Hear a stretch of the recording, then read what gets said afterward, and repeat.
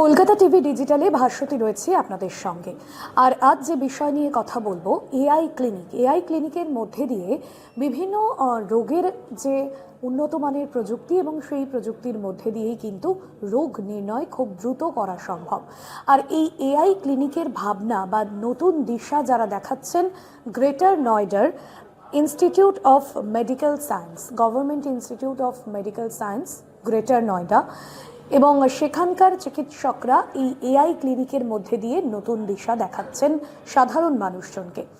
বলা যেতে পারে যে গ্রামাঞ্চল এবং যে সমস্ত রিমোট এরিয়াগুলো রয়েছে সেই সমস্ত জায়গাগুলোতে খুব দ্রুত যাতে রোগ নির্ণয় করে চিকিৎসা করা শুরু করা যায়, খুব দ্রুত চিকিৎসা শুরু করা যায়, তার জন্যই এই এআই ক্লিনিক বা আর্টিফিশিয়াল ইন্টেলিজেন্স, যেখানে এআই কৃত্রিম বুদ্ধিমত্তাকে কাজে লাগিয়ে এই ক্লিনিকটা করা হবে। এবং মূলত আমরা দেখি যে বিভিন্ন যে ব্যাধিগুলোর ক্ষেত্রে, রোগগুলোর ক্ষেত্রে কখনো কখনো এমন একটা পর্যায়ে পৌঁছে যায়, আমরা মনে করি যে খুব ছোট ছোট আমাদের শরীরে পরিবর্তন আসতে থাকে, চেঞ্জেস আসতে থাকে, যেগুলো আমরা ধরতে পারি না। অনেক সময় আমরা দেখি যে আমরা অনেক পরীক্ষা নিরীক্ষা করছি, কিন্তু সঠিক আমাদের কি রোগ হয়েছে বা কোন রোগে আমরা ভুগছি সেটা কিন্তু সহজে সামনে আসে না।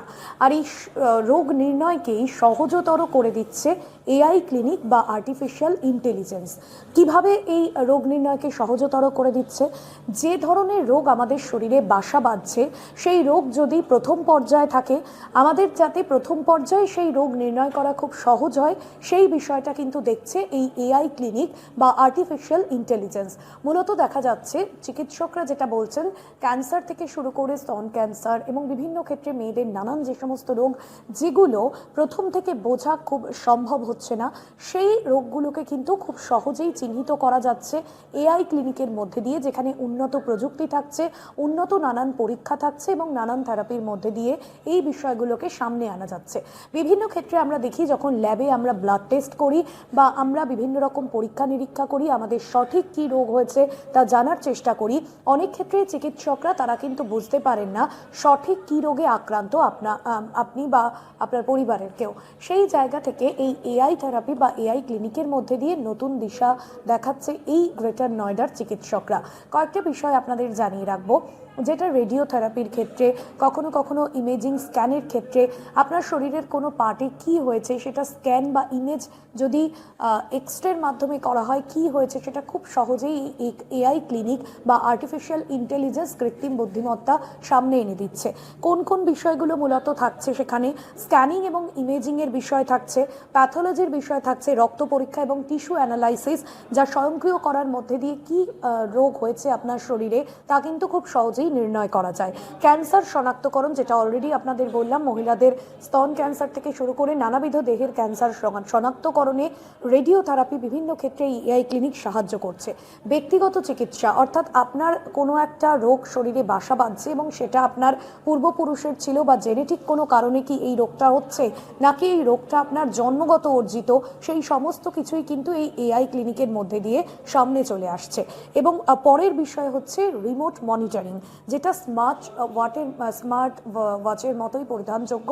আপনি সেই স্মার্ট ওয়াচের মতন সেটা পরে থাকবেন এবং খুব সহজে একটা টাইম লিমিট ধরে আপনি পরে রয়েছেন, খুব সহজে সেই বিষয়গুলো, কি রোগ হয়েছে আপনার শরীরে, আপনার পালস কি রয়েছে, আপনার হার্টবিট কি রয়েছে, কীরকম কী রক্তচাপ রয়েছে, এই সবটাই কিন্তু সামনে আসবে এই স্মার্ট ওয়াচ পরার মধ্যে দিয়ে।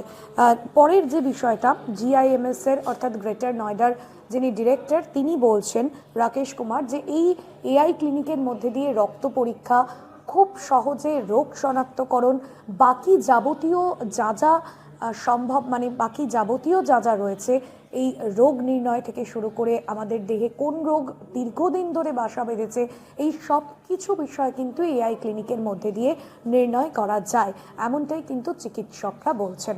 আর এই এআই ক্লিনিক শুধুমাত্র আগামী দিনে শহরাঞ্চল বা বিভিন্ন বড় বড় জায়গায় যে দিশা দেখাচ্ছে তা নয়, চিকিৎসকরা চেষ্টা করছেন রিমোট এলাকাগুলোতেও কিন্তু এই ক্লিনিক খুলে সাধারণ মানুষের কাছে পরিষেবা খুব সহজে পৌঁছে যেন দেওয়া যায়। আজকের ডিজিটালের এই বিষয় এখানেই শেষ করছি। এরকম অন্যান্য ইম্পর্টেন্ট আপডেটের জন্য দেখতে থাকুন Kolkata TV digital, Kolkata TV, রাত দিন 7 দিন।